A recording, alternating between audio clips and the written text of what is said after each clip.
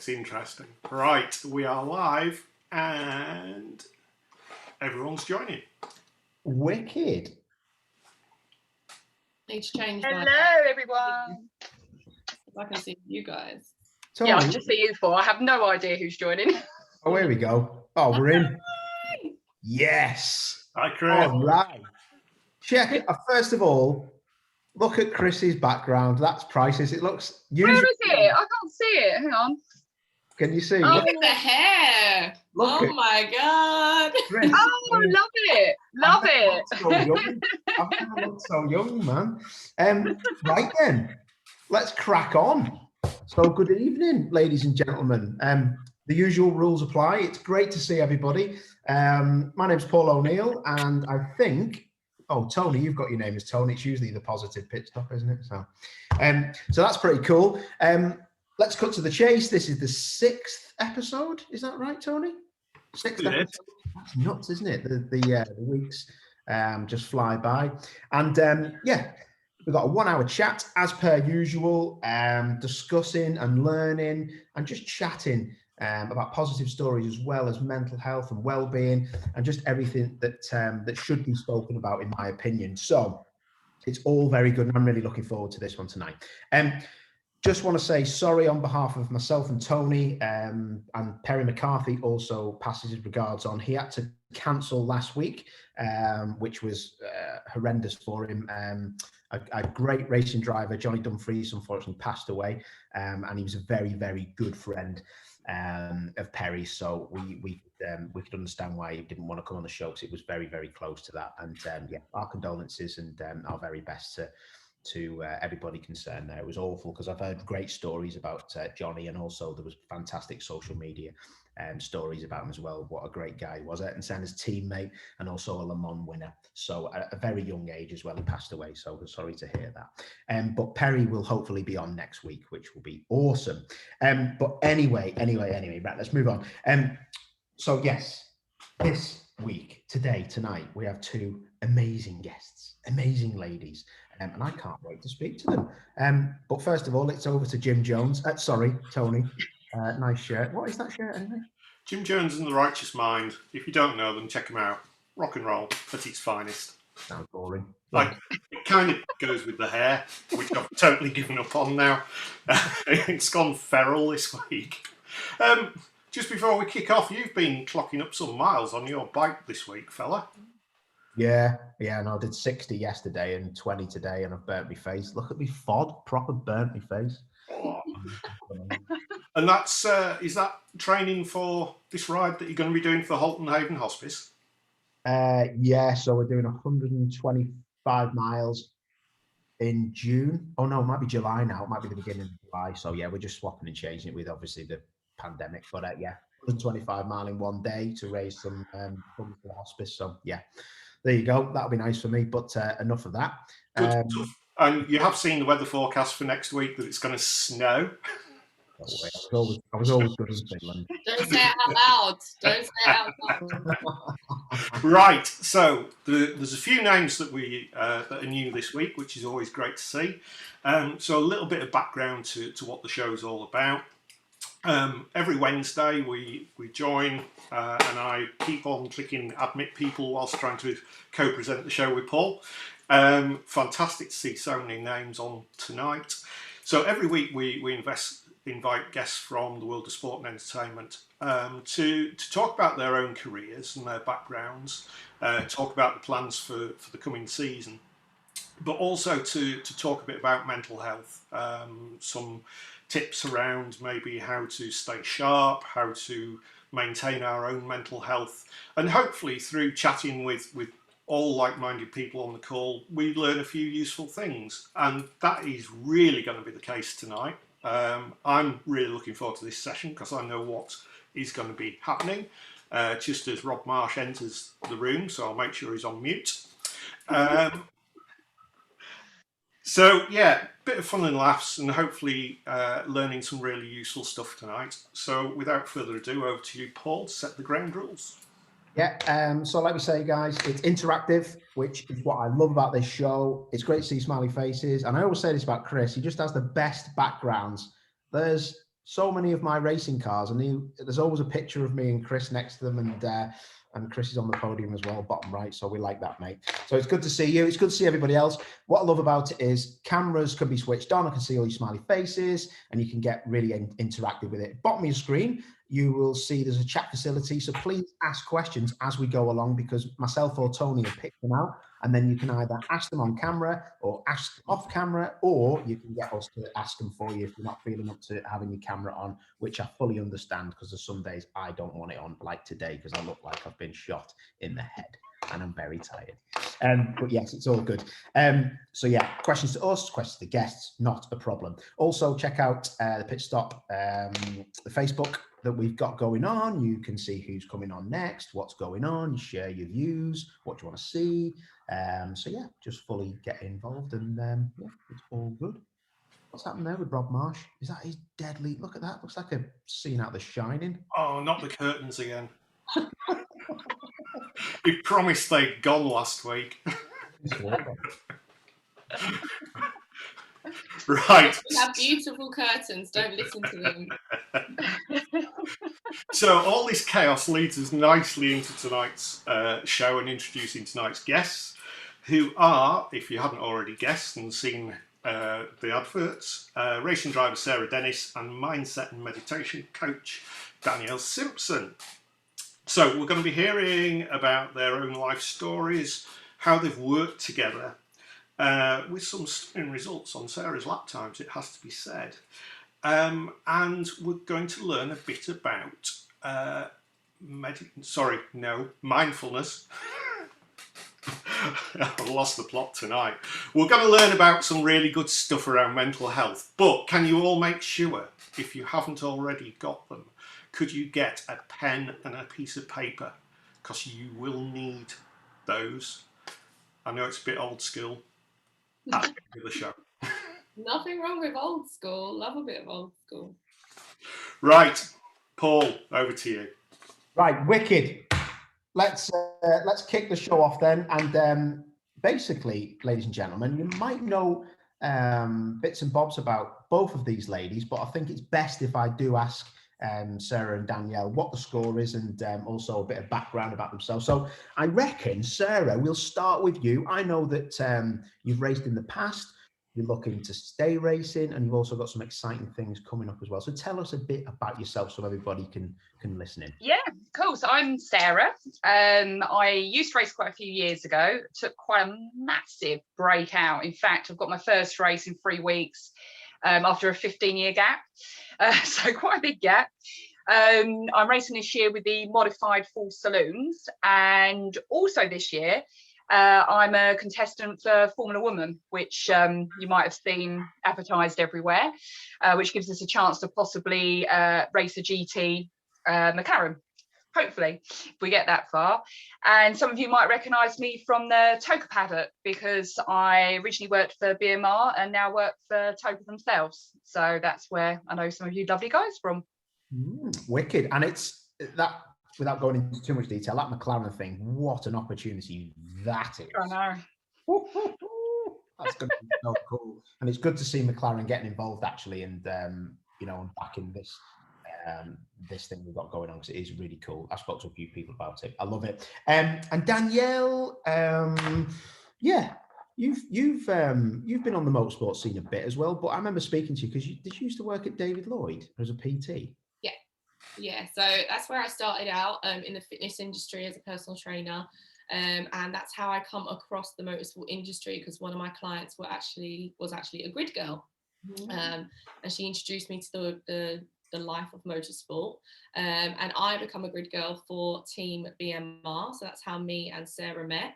I was a grid girl for a good 4 or 5 years, and then I went over into the hospitality side of things because I just wanted a little bit more from motorsport, and also I thought I should nicely retire at the age of 26 from being a grid girl.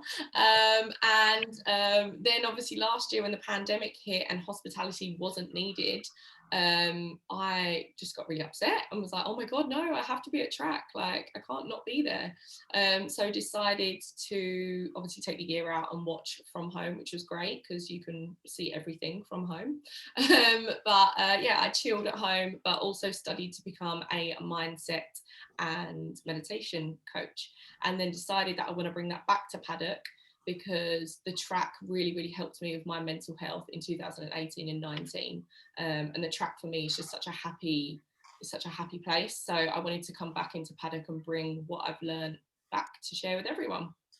It's interesting, isn't it? Because we had a Zoom call, didn't we? I don't even know when that was. It was a while back. We spoke about we were messaging and we were saying, oh, we should have a chat about where we could go, or where you could go with what you're looking at now. And who's coached you then? Who's told you about it?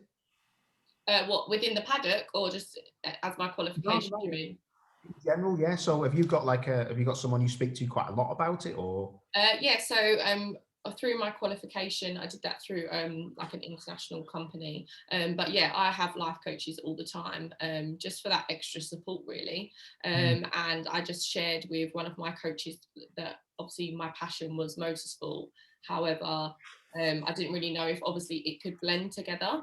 And she basically just told me, well, if you don't know if the job's there, then just go create the job. And I was like, oh, okay, I like that. So that's what I basically did. And then I've done quite a bit of research, and there are quite Shut the fuck up. Oh, there are quite a few life coaches, not life coaches, sorry, like mindset coaches and stuff within sport. And there are quite a few within different paddocks. I just don't think it's as well known. So I'm just bringing the awareness to every paddock, basically. Can we have a flirting to the minimum, please? Who is that? Tony will sort that out, don't worry. When we spoke on the Zoom call, I told you about the creative visualization side of what I'd been doing years ago. I remember it was a friend of the family from America had been like, oh, you should try this.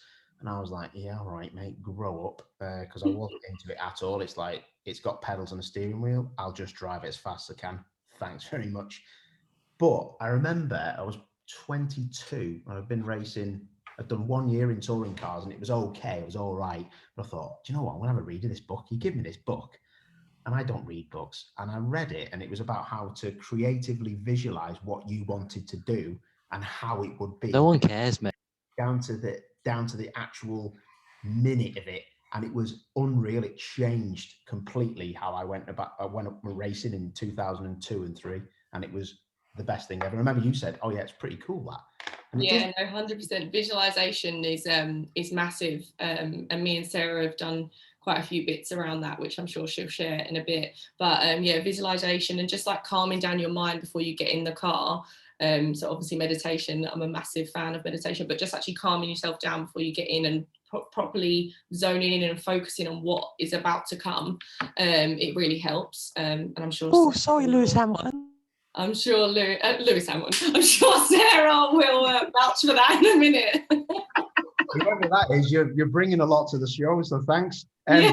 I'm actually on to Lewis Hamilton, Sarah. Lewis Hamilton, yeah. There's worse people you could be spoken about of. What about, why did you get back into racing then? Because that's a long. Yeah, it's always been a passion. A couple of reasons. One, unfortunately, my dad was very ill and really wanted to see me get back into motor racing. Unfortunately, sadly, he's passed away now, so that was part of the reason. Secondly, I didn't think I was good enough, really. I sort of got to the point where I sort of finished off and thought, maybe I can't do this. I sort of had a lot of self-doubt. And then thirdly, age-old thing is budget, really. Trying to get the money to even club race is just really expensive nowadays, very expensive. But I had such a passion to do it. I sort of approached Danny and said, I want to do it. I don't think I can do it, but I want to do it. And then we sort of worked on it from there, really, to get my confidence back up. So I knew I could do it, basically. Was the confidence, was that a big thing? Did you know straight away confidence would be a bit of a struggle and you needed to do that? Yeah, I did. I mean, to begin with, no, I used to race. I didn't even second guess it. And then suddenly the confidence issues sort of appeared. And it's really hard. I think drivers don't like to admit if they've got any problems with confidence. I might be wrong in saying that, but a lot of the time they blame the car, or they blame the pit crew, or they blame anyone they can but themselves. But I was quite open and honest and said, I'm struggling with my confidence. I'm overthinking things. I'm in the pit lane thinking the wrong things before I go out. Like, am I going to have an accident? Am I going to crash? Am I going to die? And I shouldn't have been thinking about those things in getting into a race car. So I decided to quit because I just didn't think back then there was no people to go to and say, I have this problem, can you help me out? You didn't talk about things like that. You just kind of got on with it. So I just decided to quit and give up on my dreams because I just didn't think I was any good. Yeah, that's really interesting, that, isn't it? Because that is the main barrier, I reckon, to any racing driver. And I always remember Andrew Jordan. I did an interview with him for BMW when he was there in probably 2017, and he's up against Colin Turkington. If anybody knows British touring cars, he was so strong that year in, I think it was in the new 3 Series it was, and he was so strong, and I was like, how have you done this? Because I know he deals with his mind quite well with coaches and all that kind of stuff, and he just, people think it's a weakness having somebody help you. They do. And he was like, it really isn't, and people need to know that, and would you agree with that? It's something. Oh, 100%. Yeah, 100%. A lot of drivers I've just spoke to have just said, oh, it's just all in your head. And I know many drivers that have now come up to me and said, yeah, I've got issues. I've got issues with certain tracks that they think are jinx, certain tracks that they can't conquer. But they won't ask for help still because there's a big stigma involved with it. They should be brave, they should be strong, they shouldn't need help. But the silly thing is, if you look at how important your mind is to racing, I would probably say your mind is 90% racing and 10% the car you're driving. You could have the best car on the grid, but if your mind's not in it and you're not focused enough, you won't come anywhere. So I don't know why people don't spend more attention on their mind coaching for racing than they do on their car, because it's such an important component to racing. It's interesting. I just find it fascinating because I know, now I don't race, well, I don't really race that much, but I'll have to be careful what I say. I've downgraded. Racing on the road doesn't count. Then what? Racing on the road. That's definitely the M5 comp. Much. Done it the other day through a bus lane. I didn't really. That's a joke. No, I'll say this now. I've downgraded my license from an International C, which you needed for British touring cars. I've not had anything lower than an International C for 20 years this year, and I've gone to an International D or a national race license because I just don't need it because I'm not doing British GT or anything like that.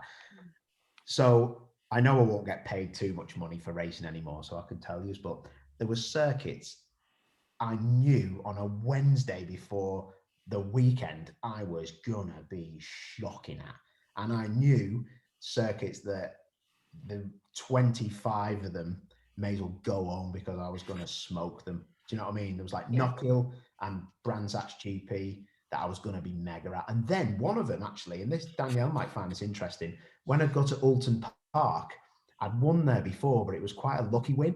And I never, ever got anywhere near the front fighting for the lead again after so many years. It just didn't happen. And it's not that I don't like the circuit. I don't know whether it was the pressure of knowing that I live around the corner. And this is it. That's exactly it. We did the same thing on that. I had the same problem with Brands Hatch. I had this mental block. I'd go there, love it, get on the racetrack, and I'd be like, ah! I just couldn't perform, and I didn't know what it was. And it took us a lot of training to get to the bottom of it. And we realized it was exactly what you just said. It was pressure, because it's my local track. People come, people expect you to do well because it is your local track. And it's that added pressure that you're putting on yourself that gives you this barrier. So that's exactly the same as what I had. People expect drivers to be quick at their local circuit, but that's not necessarily the case. Yeah, and you get this horrible amount of pressure. Yeah, I think if you have a block, then that creates you not being relaxed. And I always drove my best personally as a relaxed, but I pitched up, knew what I was doing, knew I was going to be fast, knew exactly how the car needed to feel. And, you know, other places because I was a bit, oh God, I don't know if I'm going to be any good here. And it was in my head straight away, Yeah. which is really interesting. I just want to say, actually, before I hand back to Tony, but obviously we had someone messing around there, which is absolutely cool. The other thing was, to be fair, I love that Lewis Hamilton thing. That was mega. Whoever it was, to be fair to them, there's a lot worse things they could have said. Because as soon as I seen it was a troll, I was like, oh no, they're gonna go for me and my haircut because it looks like a fight on. Look at it. I mean, look at Tony in the corner. You could have a go at him all night for the state of that top he's got on. So whoever you were, nice one, but don't come. Looks like Sebastian Vettel. Yes, there he is. So Darren, we need to get rid of Darren. He looks like Sebastian Vettel. Yeah, a really bad one. So thanks for coming along and saying that. You must be either like sat with your mates having a few drinks. Can you tell us a bit more about yourself? No? Okay. Tony? Thank you. I love that. I'm going to leave Darren in because it wasn't Darren previously, but he can go if he mentions my hair again. Right, moving swiftly. Sorry, Paul. Sorry, Darren. Oh, it's you, Darren. Sorry. Yeah. I think in the slot where Sam Graham's name is, Darren came up, and I thought there's another version of me. So we'll see what happens, but it's not me. Glad you cleared that up because I was just about to send half a witness up to chop your head off.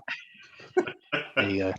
Yeah, no, there's been a couple of idiots that have been copying different sign-in names and pretending to be other people and putting some rude stuff out. So That's not to say that I'm not an idiot, Tony, but that's cool. You obviously know Paul well. Right, getting back to it, Sarah. Just a few questions from me, really. And I think the point about the number of people who don't use mindset coaching or visualization techniques or whatever in motorsport in particular is quite fascinating, because you look at so many other professional sports where there's a team around people of nutritionists, chiropractor, physiotherapist, sports psychologist, all sorts of people, for golfers, for athletes, for professional footballers, and yet there still seems to be that bit of stigma in motorsport, which is really hard to understand, especially knowing what your story is. So just tell us a little bit about what your expectations were about the coaching with Danielle, and maybe what some of the biggest insights it gave you. Okay, yeah, no, I'll talk about it open honestly. It was weird when Danny first said she might be able to help me, and she mentioned things like meditation, visualization. I was like, oh God, this sounds like, I need to be dressed up and be a hippie and all dance around. But I was like, I'll give it a go because it's Danny. But I generally didn't think it would actually work, was my honest opinion at first. But we stuck with it. We were quite professional in doing it, and it was really quite enlightening. Sort of the technique she's taught me, I haven't just used in racing, I've used in different aspects of my life, even things like the meditation at my dad's funeral, bless him. Danny taught me how to meditate through a particular song I was worried about, and I got through it. So it's skills that set you up for life. And I would recommend to anyone that's either got mental health problems or felt depressed or felt a bit low, this journey is really, really sort of improved my mental health away from racing as well. I can bounce back quicker instead of getting angry about one thing and it festering for a week. I bounce back really quickly from that, and the next day I'm ready to start a fresh day. So it doesn't just help with the racing, it does just generally help you as a person with everything else, really. So going back to your early career, how would you prepare for a race then? And what have you changed? Preparation was normally the Kentigan or whatever pub was open, get absolutely slaughtered, and then literally race the next day. Absolutely no preparation whatsoever. But I knew that was something that had to change. Things have changed in motorsport a lot. We don't do things like that anymore. So I knew I had to prepare, but I just generally didn't know how to prepare apart from getting the ovals ready and load the car on the trailer. That was all that I did to prepare. So the honest answer was I did nothing, absolutely nothing. And how's that changed? A lot. We do meditation, we do visualization, which I know some of the top touring car drivers do, like Colin Turkington. If you ever see him in a pit lane, he'll be eyes shut, focusing, and he's imaging the track. Things like the assembly area, Danny's taught me to overcome that. So when just before you go out, you're very nervous, you're shaking, you're thinking, what am I doing here? Danny's taught me to cope with that so I don't get all anxious and panicky.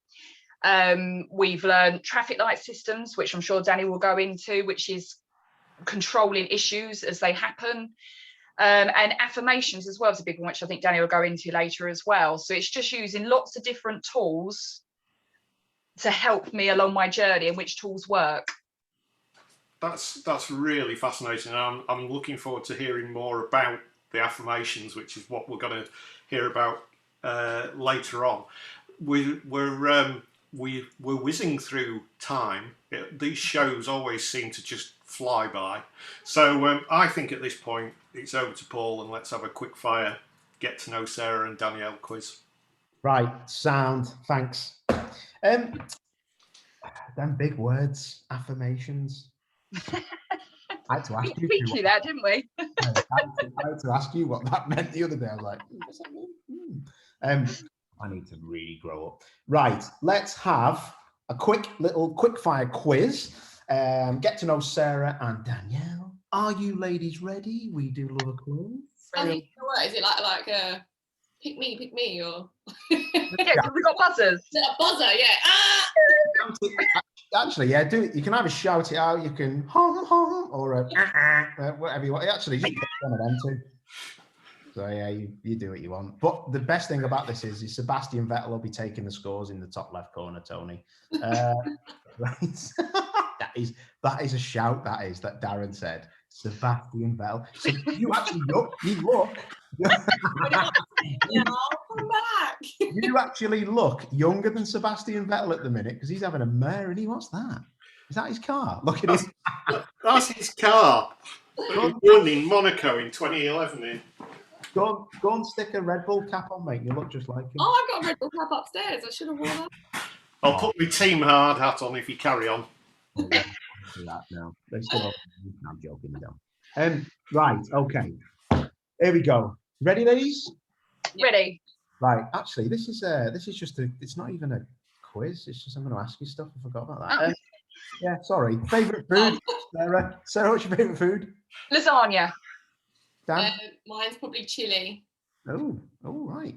Very spicy. I like it. Okay. Favorite drink? Don't say. Gin. I was going to say gin and tonic. We love a gin. It used to be Prosecco, but now with my old age, I get headaches, so it's got to be gin. I love this. What have you changed? Well, I don't drink. I take my racing seriously. What's your favorite drink? Gin. Just doesn't drink at the actual track. Yeah. No, Yeah. Everybody needs a bit of a little side drink, don't we? Favorite driver, past or present? Oh, So- Billy Monger. Nice. Oh, I love that. Max Verstappen. Very nice. You know what, ladies? I agree with both of them. Absolute legends. Love it. Look, different, isn't he, Max Verstappen at the minute? Letting Hamilton, if you guys everyone's into motorsport, but letting Hamilton go past after that track limits, that would not have happened. No, he seems so calm and collective this season. This is a weird thing to say, but he looks like a man now. He knows that, and that's not disrespectful to young people, but he looks like a mature person who kind of knows what he wants, and Yeah, definitely. looks like a different person. The way he holds himself, he just knows he's got a fast car. That's what I was trying to say. Also, he's got a banging hot girlfriend now, so he's probably just like, oh, look what I've done, guys. There we go. Maybe we should just forget all your mindset stuff and get ourselves a nice banging partner. Good luck. You've done yourself a load of favours there. Favourite circuit, Sarah? Oh, Lyddon. Brands Lyddon? Hatch. Nice. Brands Hatch. Okay. I like Lyddon, actually. It's quite a cool place. Favourite other sports, Sarah? Oh, is there another sport? That's a good answer. Nah, don't like any other sports. Ah, okay. Well, that'll be your answer then. Danielle? I would say ice hockey because I used to live in Canada as a kid, and it's just such an awesome, aggressive sport. I love it. Looks proper angry, that Yeah, does. it's My one of the head techs at BMW when I worked for them, he's a goalkeeper in ice skating. No. Ice skating. That's one of the worst jobs. The puck coming at rapid speeds. Absolutely not. Not for me, that. No thanks. Blair or Oasis? Danielle? Oasis. Sarah? Oasis. Yeah, you win the quizzes. Spice Girls or Little Mix? Sarah? Spice Girls. Yes. Yeah, it's got to be Spice Girls. Yeah, you mean you don't like them? It's Little Mix. I know what you like. Last question. Jason Plato or Matt Neal? Sarah? Matt Neal. Dan? Plato, 100%. Wow. Is that because you were at BMR? Were you there when Yeah, he's awesome. He's like the funniest guy ever. I love him. Hang on. I love his dad. I love Plato's dad. He's brilliant. Yeah. Tim. Good people, aren't they? Yeah, Tim Plato's a ledge. Be a shame, won't it, to not see anyone that's into motorsport, British touring cars, majority of you, just not see Matt and Jason going at it against each other. So, yes. Right, Sarah, another few questions. We spoke about Brands Hatch being a bit of a mental block. Is that still the case? No, we did test out the theory. And no, I'm absolutely fine now. Ridiculously fine. I don't even know what the problem was before, but I think that's just literally down to Danny's coaching with the circuit. And what did it take us, Dave? 20 minutes? And you managed to get that out of me? Yeah, so we did like a really cool meditation technique, and basically, I won't go into detail, but basically we went back to track during the meditation, and I just asked her a set of questions, asking her experiences at the track, and basically just made her identify, is this the experience that's bringing you anxiety? And then she's just like, no. And then when we come out of it, I was like, well, that didn't work because you didn't say yes to any of them. And then it wasn't until the week later I sent her away to do some homework, and I was like, list everything that's ever happened to you at Brands Hatch, because maybe we missed something. And it was actually when she was at working for Toka. Was it Toka? I don't know. Yeah, it was Toka, yeah. Yeah, she was up there. I was working, honestly. Yeah, she was working. Sorry, just a minute. She was taking some notes, and it just comes to her that actually it's her home track, and yeah, it comes down to the pressure of everyone being there and having to feel that you have to perform because everyone's watching, which I'm sure we can all relate to in any shape or form. It could be, I don't know, a school play or anything. Do you know what I mean? Like when you feel that everyone's watching you, you panic. Yeah, So. that's such an interesting point. I mean, like, I feel sometimes like a circus clown because when I'm at ITV, or when I don't do the Saturdays anymore, but I always turned up on a Saturday, and it didn't matter what mood people thought I was in. It was as if I was expected to perform, and sometimes I turned up and I just honestly was not in the mood for dancing around with, you know, doing silly things and that, and I force myself to do it sometimes, and you get all cut up about it if people expect, you know what I mean? And one of the best pieces of advice I ever got was, just be yourself, mate. Don't worry about what people think about you. And that was the best thing I ever listened to be fair. Sarah, last question. If you were to speak to any drivers that you know of that were looking at this kind of thing that Danielle offers, what would you say to them actually? What would you say to them that if they were curious about it? I would say it's an absolute no-brainer. I mean, we did 6 sessions to begin with, which we're going to continue on. And I was saying cured. I'm a completely different driver.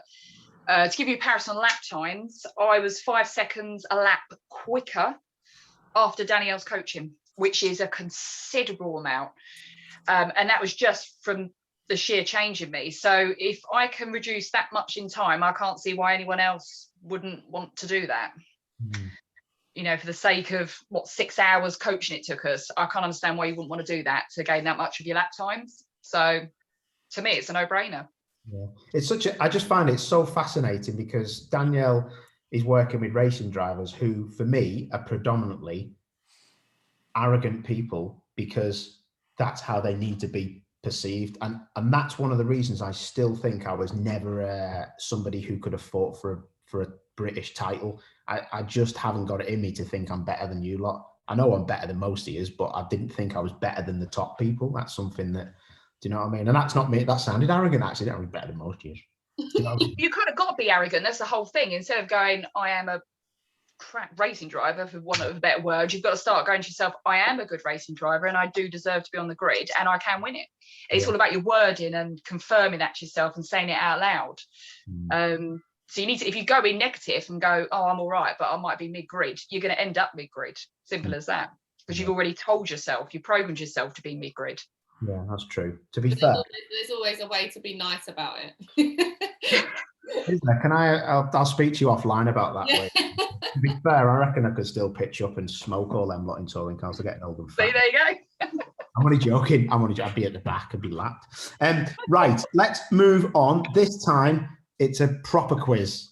So it's our favourite weekly crap quiz. And this time, it's Sarah and Danielle versus Paul O'Neill.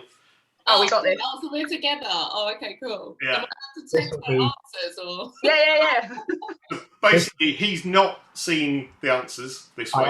I actually have not. So, yeah. So I'm putting my money on Chris Hosey to win again, knowing you three. Simple questions based on Dennis, Danielle, mines, and stuff like that. I was sitting here thinking, who's Dennis? Well, Dennis is the name of my dad. So if my dad's here, Who's Dennis? This is not a computer. Sarah, I think this is all you, babe. I think this is Oh, no, it isn't. Right, question one. Shout it out if you know it. Who's the lead singer of Simple Minds? Is it Mick Hucknall? I'm going to get his name wrong. I might interject there. Is it Jim Kerr by any chance? It is. Well done, Chris. And Sarah, you're muted for Mick Hucknall. I love how the youngest person probably on the whole of the thing. I have not got a clue. I love Simple Minds, but to me, they're just dudes who shout stuff. Yeah, Jim Kerr's the main bloke who shouts a lot. Harry. Jim Kerr. Oh, Jim Kerr. Well done, Chris. Looks like you're not even in this quiz, but you're winning again. Go on, I'll let you back in, Sarah. Thank you. That's a team for the girls. Right, which band reached number 2 in the UK charts with a single called Dennis, or Denis if you're French? Oh. I have no idea. Not Blondie. Yes! Hey! One to Chris, one to Paul. And only 2 questions left. No, come on, Dad. This is another awful play on words. And it's a lot of pop music in tonight. Which singer had a hit with Just Like Danielle or Daniel? I didn't know there was a song about me. This is great. Can we hear it? Just Like Daniel. Come on. As it actually, if we can't get it, is there anyone else? Put your hand up if actually. If they're female, we get the point. If they're male, you get the point. Oh, Come on, now. They might know. If my mum's online, she'll know it. Mum. Elton John. 1 to Kai. Well done. I love that. Just like Daniel. Right, final question. It's 1 point each to everyone. So Chris is going to get this one because it's a motorsport question. Meditation originates from India. So which Indian racing driver was the first ever to stand on the podium during a Grand Prix weekend? Oh, it's the man that says compound tyre, but I don't know what his name is. I'm going to guess, is it Karun Chandhok? Yes! Chris wins again! I love that. He's a TV presenter, isn't he, now? He is. Yeah, it's with Sky. Pound tyre. He was the first Indian racing driver to stand on the podium on a Grand Prix weekend when he finished in the top 3 of the GP2 race at Spa. Oh, yes. I was thinking F1. Oh, you've worded that really badly. Oh, Rob Marsh, what is that picture of me, mate? Full on Scouse / I don't even know what. Looks like a hybrid Manchester Liverpool person. Yeah, there's a Harry Enfield sketch which springs to mind there. Yeah, All right. you are dead right there. Can we just take a moment to reflect the fact that Chris Hosey has now won 2 of the crap quizzes of the positive pit stop and no one else has? Yeah. So he is leader of the chart. I think, to be fair, Put my dog out. He's just come in the room. 2 seconds. horrible thing to say about your brother, Luke. I think just while we're waiting for Danielle to come back, so Chris, should we get Chris to do the quiz next week if you're up for that? If you're up for it, Chris. Yeah, I can do that. Sound. Well, you're going to be the quiz master then, and if I don't win, I'm going to fly and headbutt you. How many questions do you want? Just the standard 4, or maybe 4 with a bonus? Or Oh, don't worry, mate. We'll give them you. We'll give you them, Chris, but we'll probably take them all from Perry McCarthy's autobiography. And to be fair, mate, we don't want it to be good, so you don't have to do anything. We just want it to be rubbish. Chris would do proper questions, and we don't want that. You wouldn't stand a chance. Right then, so what's going Right. on? So normally at this point we open up the floor to questions, but we're having a bit of a special session tonight, and we've got time for some questions afterwards. But we're going to hand the show over to Danielle, and it's over to you. Amazing. Right. Well, thank you guys. Honestly, I really, really appreciate for letting me have this 10 minutes. I won't take up too much time. What we're going to be doing is we're going to be doing a couple exercises. So you definitely need pen and paper. So if you haven't already, quickly run and grab some pen and paper. And we're going to be talking about affirmations. So they've been mentioned a couple of times throughout tonight's interview. But I personally feel that they really, really work just to boost your confidence in yourself, but also boost your mood, and yeah, just get you kickstarting off to whatever you want to achieve. So I'm going to give you a little bit of a what affirmations are as such. Then we're going to do a bit of an activity, and then after that we are going to create some affirmations. So I like to think of our minds as a piggy bank, and basically you're filling your piggy bank with whatever currency you have. So what I mean by currency is your positive and your negative thoughts. Well, not thoughts, sorry, but positive and negative data. So we get data from everyone and anyone. Tonight you've obviously picked up some stuff about motorsport. We've spoken about pop singers that I have no idea who they were, but that's fine. But you've picked up a lot of data, and every single day basically our piggy bank is just collecting data. That's what the brain does. It's a bit like a sponge. It just collects everything, and like I said, it could be positive, it could be negative. So what we have to do is we have to really sort of take stock as to what we're putting in our piggy bank or what we're letting in our mind, because it really does affect our mood, and our energy and everything.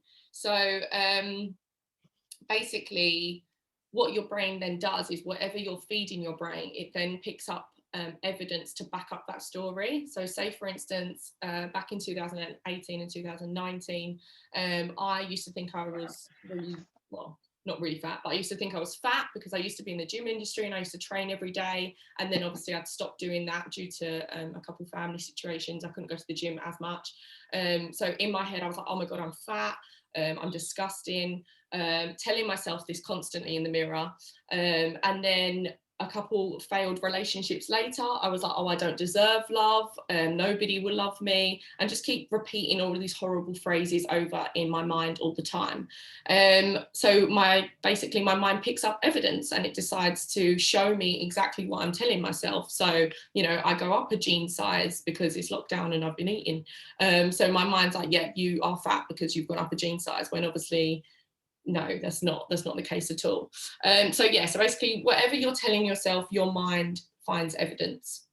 However, if we start pumping our mind with positive stuff, then obviously our brain starts to look for the positives, the positive evidence to back up our story. So if we start with an I am phrase, it's actually a really strong it's the strongest phrase in the English language.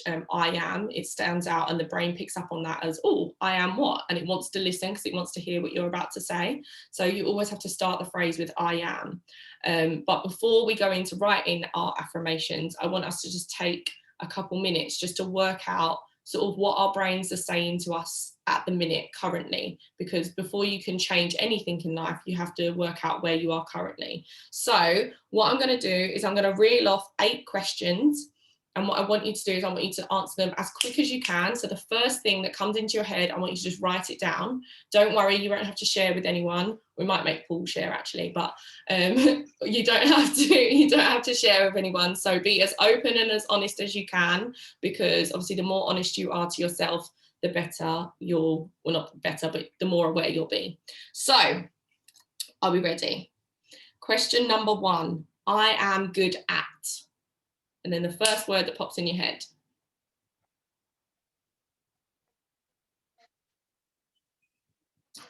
My friends think I am.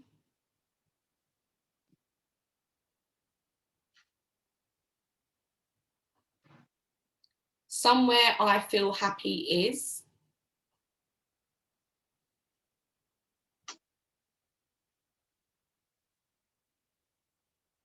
My future goals are.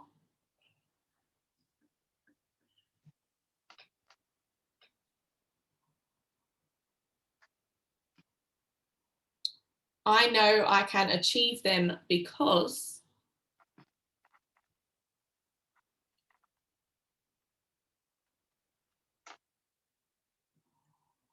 I feel happy when.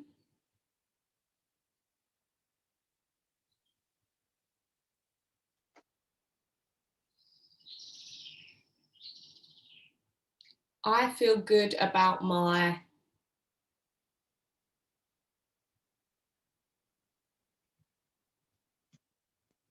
And the last one, I really admire myself for.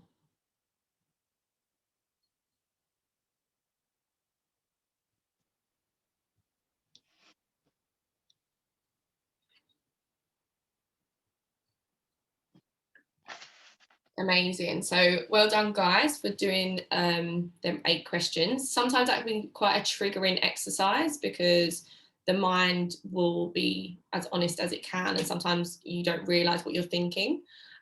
So let's just take 3 deep breaths just to reset and sort of get that out of our head. So in through your nose for me, all the way in. Hold for 2 seconds, and then out through your mouth nice and slowly. And again, in through your nose, out through your mouth. Last one, in through your nose, and out through your nose, mouth. Amazing, amazing. Okay, so affirmations, why are they great? So they are great because you're pumping in positive, uplifting, motivational thoughts into your head. You can do it as many times a day as you want. I normally start off the day first thing in the morning, alarm goes off. Well, first thing in the morning, alarm goes off and I roll over and I journal, but that's a whole nother subject. We'll get onto that at a later stage. But I journal and I get everything that's in my head out of my head. And then I jump up and I look at myself in the mirror. Sounds a bit woo-woo, but I look at myself in the mirror and then I repeat my affirmations out loud, because if you repeat them out loud, there's actually, your brain connects. Hang on, let me read what I've put, because it sounds better rather than me just talking about anything. So it's better to speak your affirmations out loud, as we create an auditory link in our memory pathway, and if it's repeated, it starts embedding into our subconscious. So if you say it out loud, it gives it more power, basically. And if you repeat, then it just turns into a belief, which is great.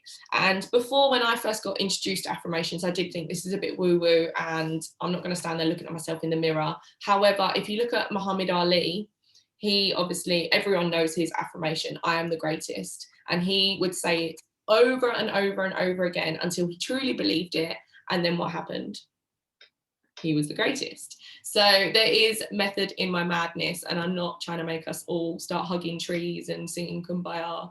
I'm just trying to show just one small little tip that could help your mindset and your mood, and start your day feeling good about yourself. Because I don't know about you, when I was depressed, I didn't even want to get out of bed, let alone start my day and achieve things. So just if you can get out of bed and feel good about yourself, then I feel like my job here is done. But let's actually start writing some affirmations. So there is, again, there's 6 things that you need to know before writing your affirmation. So like I said at the beginning, it needs to start with I am. So it truly starts with a punch, basically. So make sure it starts with I am.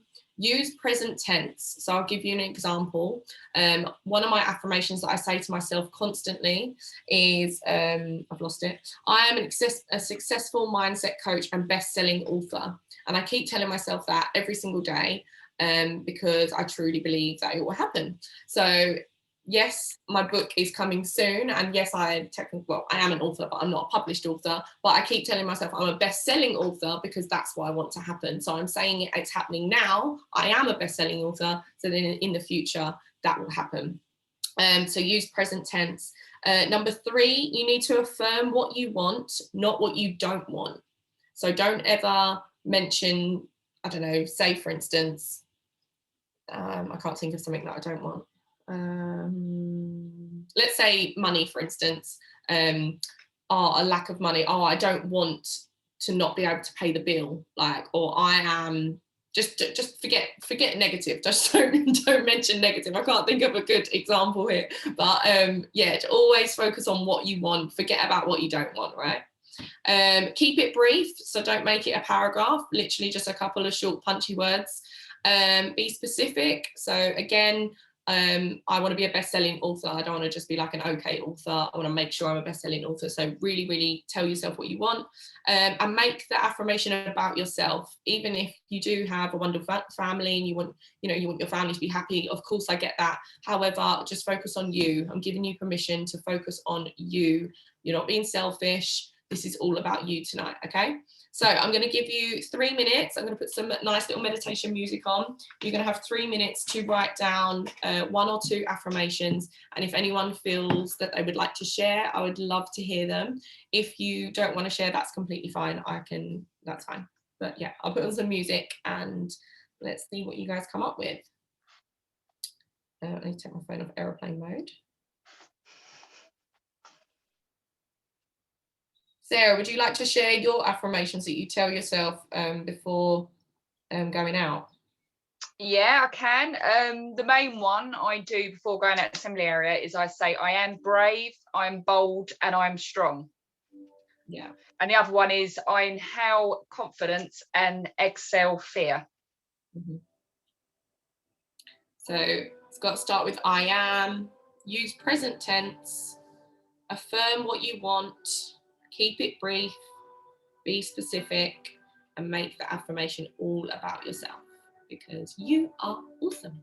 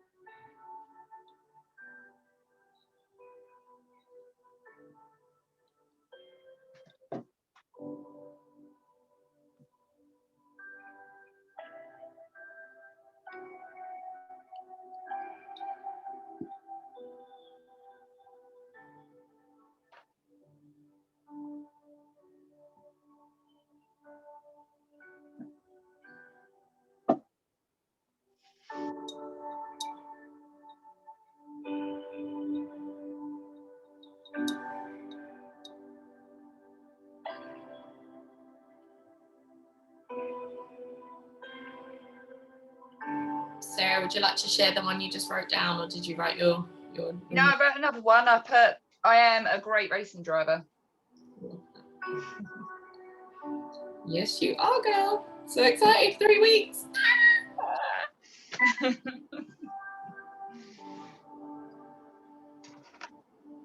Love it. We'll do 1 more minute, guys.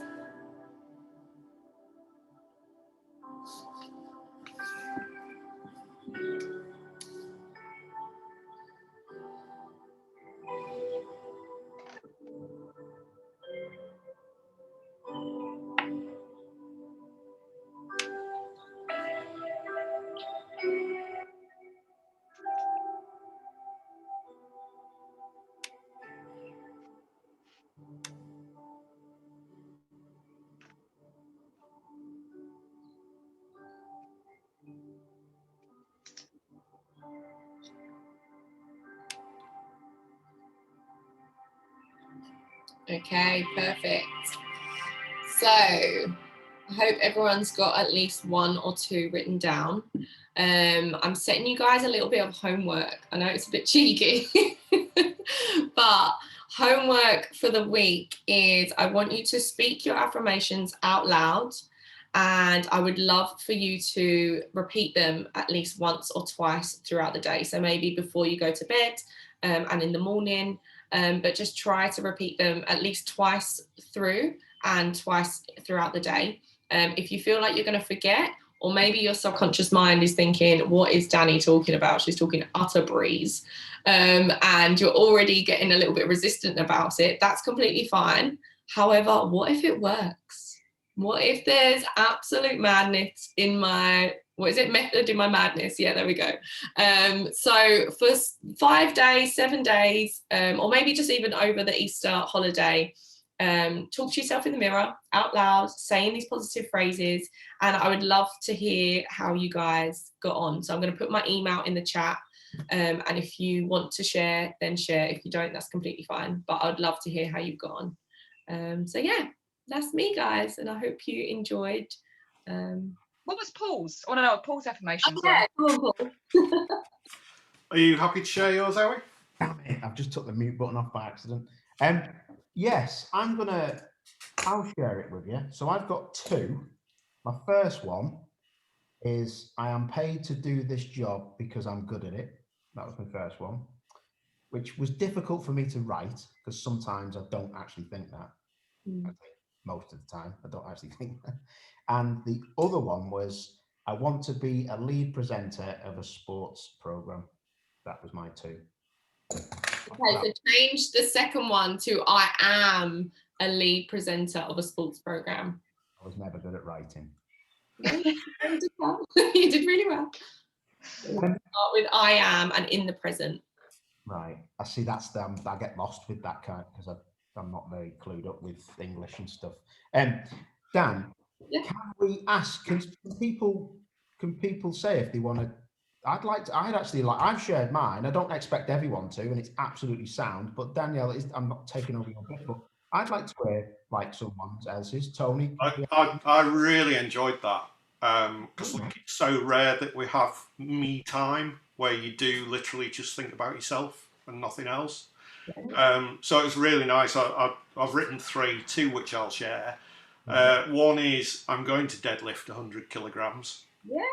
Because I've just got a total mental block. I can lift 90 for 6 reps, but as soon as I put 100 on the bar, I just can't move it, and that's mad. So I'm going to do that, and I'm going to be sorry, go on. No, I was just going to say when there's a couple of the guys who were saying they wanted to share theirs, and I know I've seen some chats as well. So yeah we can do a few, can't we? After you've said your piece. Yeah, absolutely. My other one is I'm going to be a leader in UK mental health. I've been lost for a few years, not really knowing what I want to do, but stuff like tonight just reminds me how much I care about it, and I want to make a difference. 100%. I love that. Great one. Okay, David, Dave, I saw your hand pop up. So I'm confident. Nice. Yeah, I'm happy. And I'm the best motorsport photographer ever. Yeah, I love that. That's brilliant. So the first one you've already like ticked off. I am confident, like putting your hand up and saying, yeah, I want to share my affirmation. So that's awesome. Well done. Thank you. Tony, there was some that come up in the chat, mate. Can you see? Because people have said it. So can you not everybody will have seen it. Yeah, Roy is going to be the best kickboxer. No missing. I know Darren was wanting to make a couple of comments. Do you want to come in, Darren? Hanging. Hi, Darren. Wait, can you hear me all right? My Yeah. internet's hanging. Oh, that's good. That's good. Thanks. Yeah, actually, before I say what I wanted to say originally, Paul, your affirmations are absolutely spot on, because you are exactly what you were saying.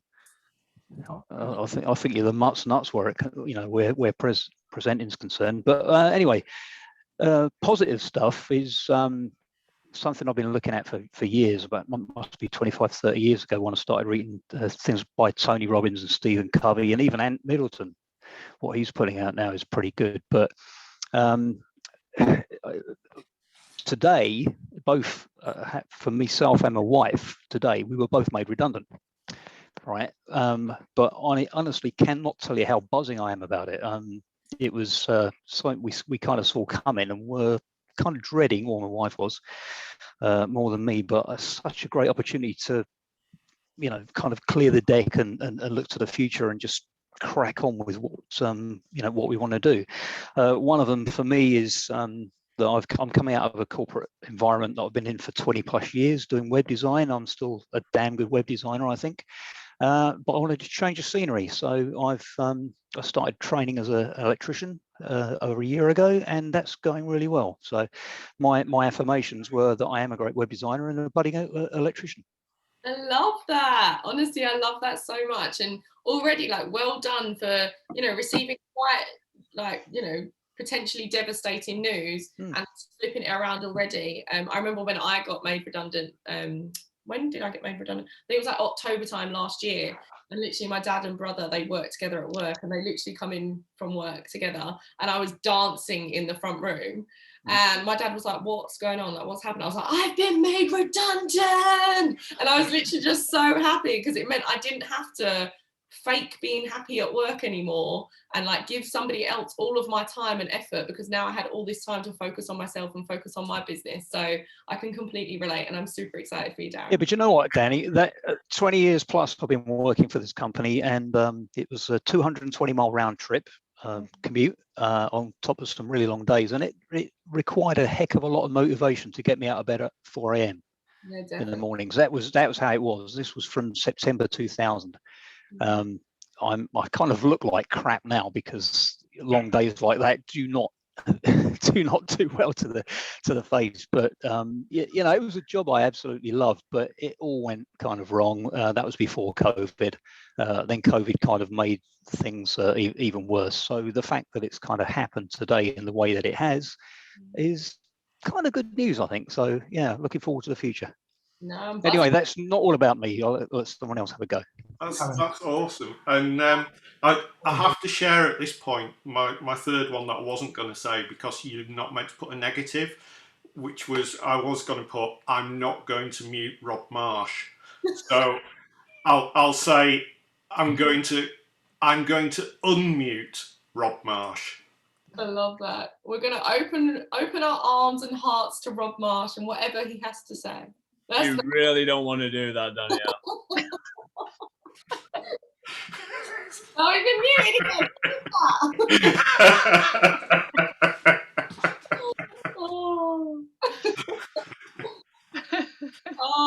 Go on, you're back, Rob. You're back. I missed what you were saying about the affirmations, because my internet connection doesn't actually believe in them. The first thing that you got us to write down, what was the first question? I wrote something down. I just wanted a reminder. So it's a series of 8 questions. The first one, I am good at. You know what the first thought in my head was? Nothing. I actually wrote that down and put nothing. So if you've got a brain that works like that, how do you get over it? So obviously you've got to just really sit there and find something you're good at. So there's definitely something you're good at. There's 100% something you're good at. So maybe it's making people laugh. Going on mute. Going on mute. You know what, Rob? That is a very good question, mate. That's coming from someone who's been in sport done different things.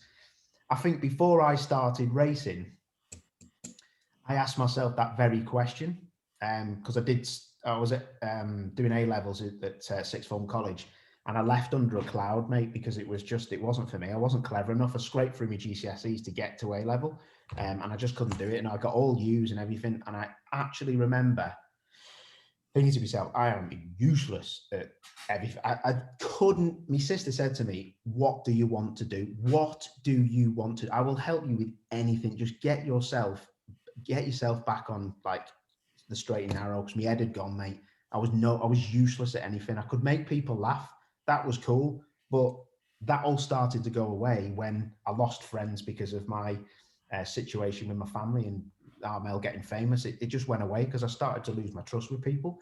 But it's you find your way, mate. Like for me anyway, and I'm not saying I'm like you, everybody's different, and I don't want to speak across Danielle here because she'll know better than me about this, but I just tried everything. I tried everything, but I went with my love, and I was lucky that I was okay at it, but it was a dead end for me. I had to just run through the wall. It was a dead end at the end of the day, mate. But that's how I got over my kind of thing. That's where I'm coming from, mate. You know, it's like everyone's different, but that was just my dealing with that kind of thing. You don't know what you're good at until you try, if I'm honest.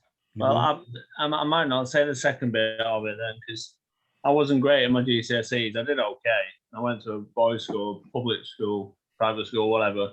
So they're all expected to do well, and I didn't. It was kind of like, I think it was after my parents had separated.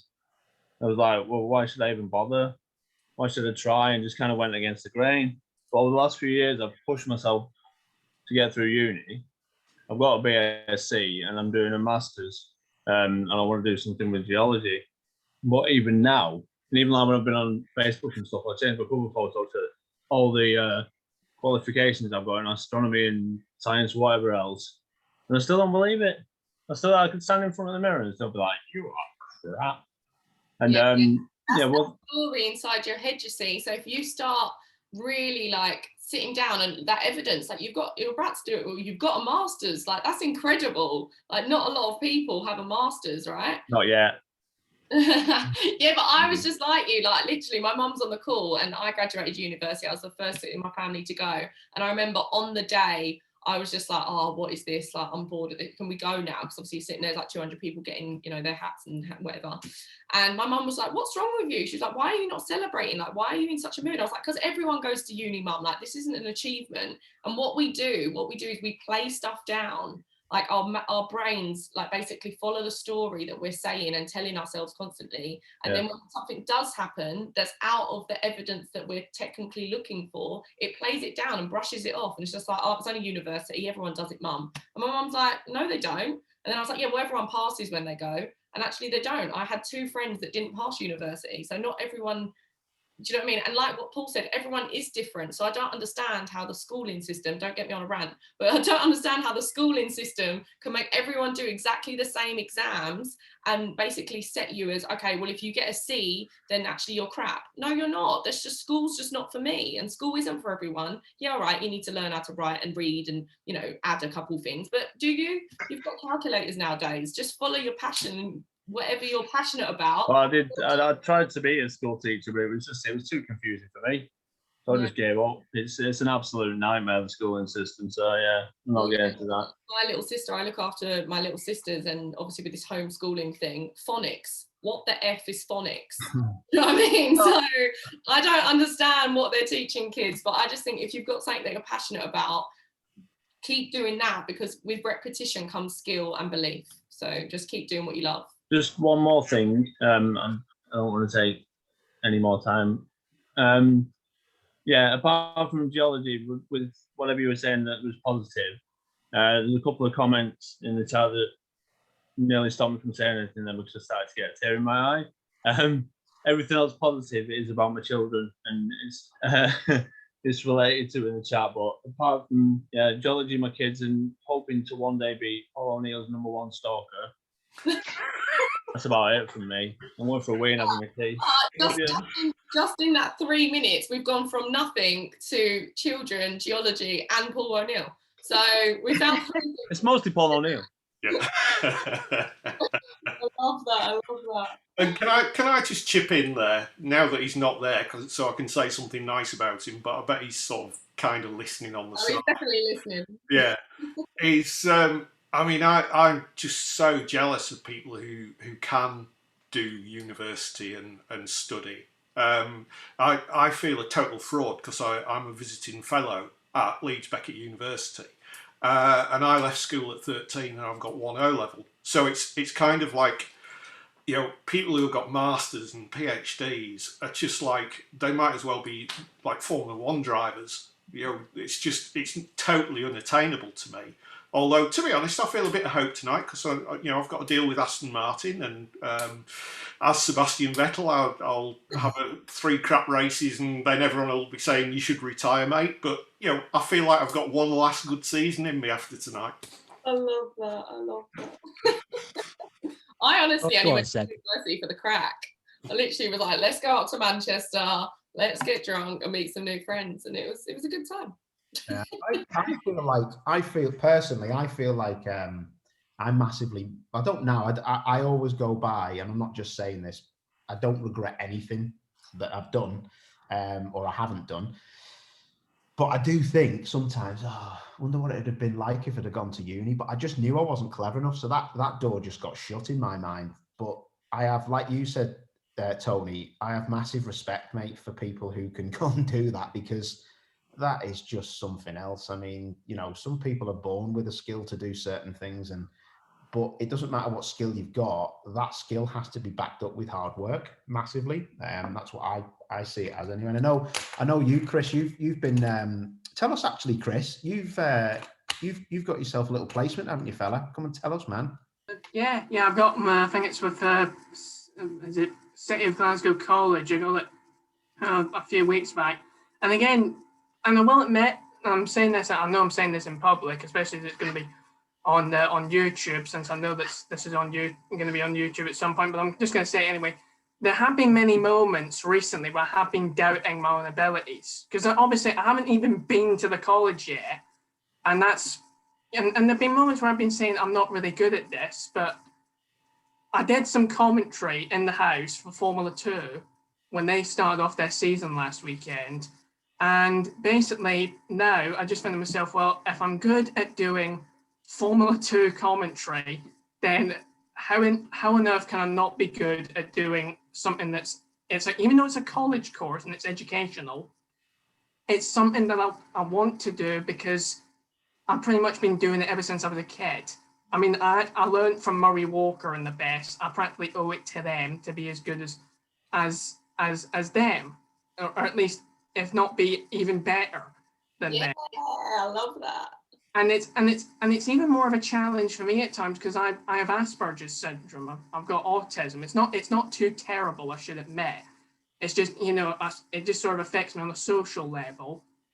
But basically, if I just keep telling myself that, you know, especially with this thing, every single week I come on this thing and just say, oh, right, I don't think of it as a mental health thing. I just think I'm here I'm here with special guests who I've idolized for all my life, including Paul, and it's about mental health, and it's just me having a chat through these difficult times, and that's what's gotten me through this whole thing. It's about me just saying, if I can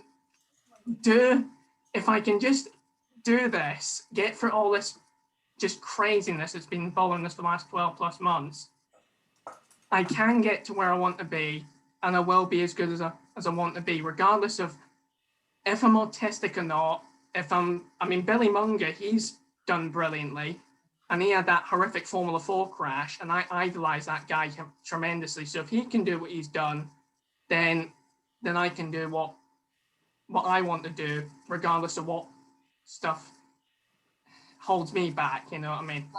Because it's about climbing mountains, and I practically climb them every single day, although not literally, because I'm scared of heights. But metaphorically, I'm aware of that. That's just part of my mindset. Sorry. You can't live in Scotland and be afraid of heights, Chris. You climb mountains to get to work. Well, believe me, I did Duke of Edinburgh, and I found that quite daunting. I was just But I got through it because I just thought, I just got in that positive mind of my mum and dad are at home, they're missing me. If I can get back, I can give them a hug and I can watch the TV. And that's basically how I got through it. That's basically coaching. You had the end goal in mind. So well done you, which was back home watching telly. I love that. Yeah. Oh my Plus God. also I want to catch up on homework and stuff, which is important. And like you said as well, this is so nice, this little pit stop that Tony sort of organised with Paul, because most people have had some form of depression or mental health, especially during this time. And it's just such a nice community for people to sort of join and not feel alone and realise everybody's in it together. Yeah, no, exactly. It is.